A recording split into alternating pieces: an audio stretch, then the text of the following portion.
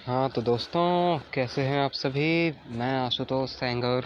मुझे तो भाई जान भी चुके हो, बहुत लंबा टाइम हो गया भैया। एक यूनिट ख़त्म कर चुके हैं, दूसरी यूनिट का ये दूसरा टॉपिक लेके आया हूँ मैं। चलिए, बहुत तेज़ी के साथ हम लोग पढ़ रहे थे। अभी 3-4 दिन में वीडियो नहीं डाल पाया, थोड़ी सी परेशानी थी और थोड़ी तबीयत भी ठीक नहीं रहती है, घर का भी देखना पड़ता है। लॉकडाउन है भैया। मैं तो भाई लॉकडाउन का पालन कर रहा हूँ, क्योंकि मैं प्रधानमंत्री जी का बहुत आदर करता हूँ और अच्छा है, करना भी चाहिए भैया। ऐसा समय है, आपको अपनी जान बचानी है। चलिए तो घर में रहें, स्वस्थ रहें। कोरोना के आंकड़े वैसे भी डराने वाले हैं।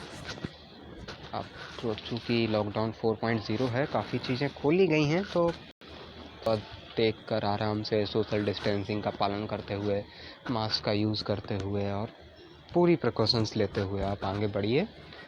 और मेरा भारत एक बार फिर उठ खड़ा होगा इस कोरोना से लड़कर झगड़कर।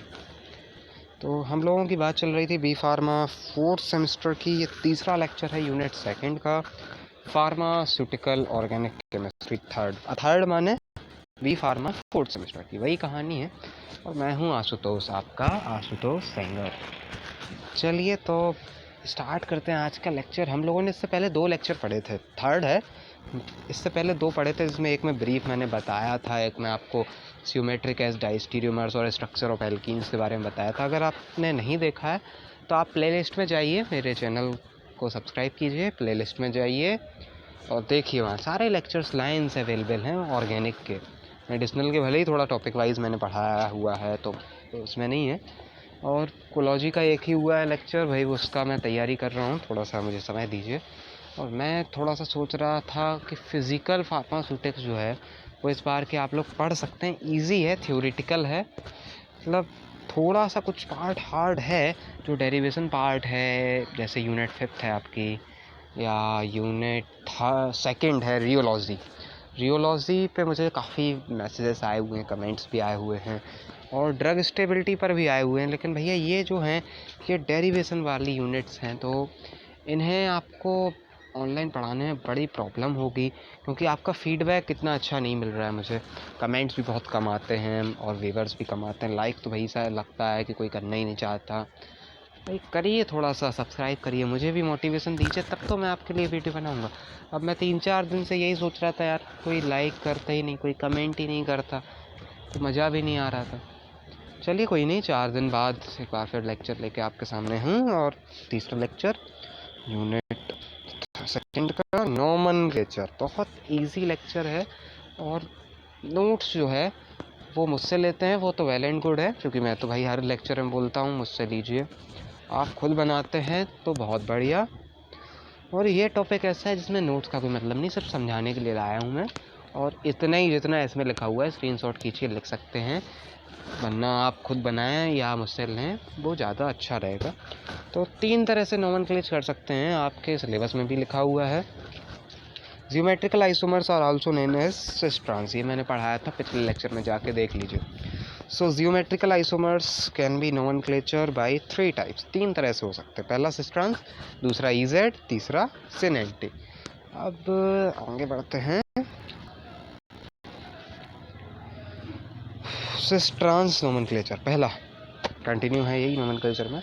इफ द सेम प्रायोरिटी और bulkier group are on the same side, so cis और on different side, so trans. माने अगर सेम साइड में बल्कियर या हायर प्रायोरिटी वाले ग्रुप तो सिस। जैसे एग्जांपल मैंने दिया हुआ है नीचे कि कार्बन है एक, उससे CH3 और H जुड़े हुए पहले वाले से, जिसमें CH3 हायर प्रायोरिटी का है, दूसरे वाले से हाइड्रोजन और ब्रोमीन है जिसमें ब्रोमीन ज़्यादा प्रायोरिटी का है। दोनों एक ही तरफ हैं, एक ही प्लेन में हैं, यानी ये क्या हुए, सिस। दूसरा डिफरेंट ट्रांस। बस इतनी ही कहानी देख लीजिए।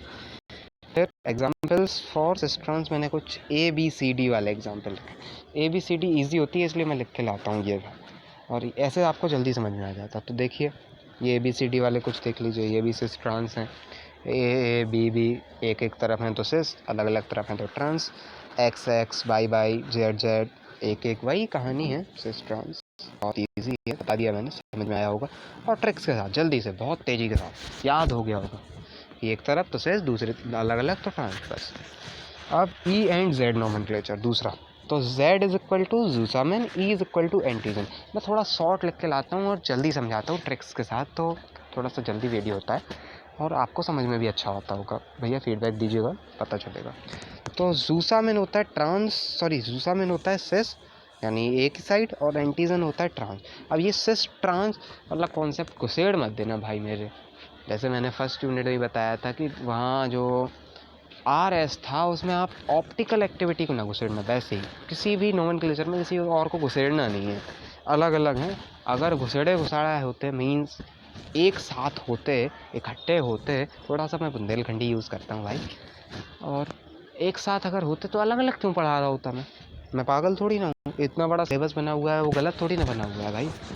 तो अब ये सिर्फ समझाने के लिए लिखा हुआ है, सिर्फ कॉन्सेप्ट क्लियर करने के लिए। मुझे कॉन्सेप्ट क्लियर करना अच्छा लगता है, जिससे आप बी फॉर्म में अच्छे मार्क्स लेकर पास हों, और उसके बाद जब आप जीपैट दें, गेट दें, तो बड़े प्यार के साथ निकल जाए, रट्टाफिकेशन नहीं करना। चलिए आगे बढ़ते हैं। तो इसमें भी मैंने एग्जाम्पल बहुत आराम से बहुत प्यारे प्यारे दिए हुए हैं, देखिए भाई। अगर अलग अलग साइड हैं तो ई, अब ई में आप क्या देख रहे हैं, एक और ट्रिक छोटी सी। ई में क्या देख रहे हैं, दोनों जो ई का मुंह होता है वो एक ही तरफ होता है, तो ये जस्ट अपोजिट चलता है, माने जो डिफरेंट साइड होंगे। और जेड में क्या है, दो तरफ मुंह है, मीन्स सेम साइड। बस इतना याद रखिए, हो जाएगा। सिन एंटी नोमेनक्लेचर। भैया बच्चे तो हैं नहीं, मैं आपको एक एक चीज़ बताऊं, प्रायोरिटी क्या होती है, IUPAC सब पढ़े हुए भैया, हाई स्कूल से पढ़ते आ रहा हूँ। मुझे खुद याद है, मेरे एक सर थे, उन्होंने मुझे हाई स्कूल में पढ़ाया हुआ था, जब मैं मैथ और साइंस की कोचिंग एक ही जगह जाया करता था। तो भैया आपने भी पढ़ा होगा, बस वही कहानी है। सिन एंटी जो है वो, उसमें एक छोटी सी कंडीशन है कि इसमें C डबल बॉन्ड C या N डबल बॉन्ड N या C डबल बॉन्ड N होना चाहिए, बस इतनी कहानी है।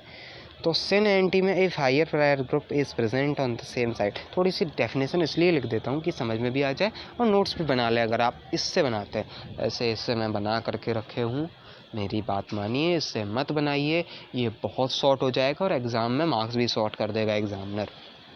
और अगर मेरे टाइप का कोई बैठ गया तो फिर 50-50 चांस है, आपके मूड पे डिपेंड करता है। और बात चल रही थी इसी की, तो दिस काइंड ऑफ आइसोमेरिज्म, मतलब मैंने पहले ही बता दिया भैया जो लिखा हुआ है भाई, कि अगर सेम साइड पे हैं कार्बन या नाइट्रोजन तो सिन, अपोजिट हैं तो एंटी। एंटी माने अपोजिट, भैया सबको पता है। एग्जाम्पल्स फिर मैंने वही दिए हुए हैं, यहाँ इस बार थोड़ा चेंज है, C डबल बॉन्ड N लगा हुआ है इस बार। अब इलेक्ट्रॉन सेट और OH, अब इसमें कंफ्यूज मत होइएगा, जो इलेक्ट्रॉन सेट होता है वो एक बॉन्ड बनाता है बस, और उसकी बहुत कम प्रायोरिटी होती है, OH की ज़्यादा होती है। बस इतनी ही है। एट लास्ट थैंक यू, घर में रहें, स्वस्थ रहें, लाइक माई वीडियो, शेयर करिए, कमेंट करिए, ask for any query to me, subscribe my channel. Thank you.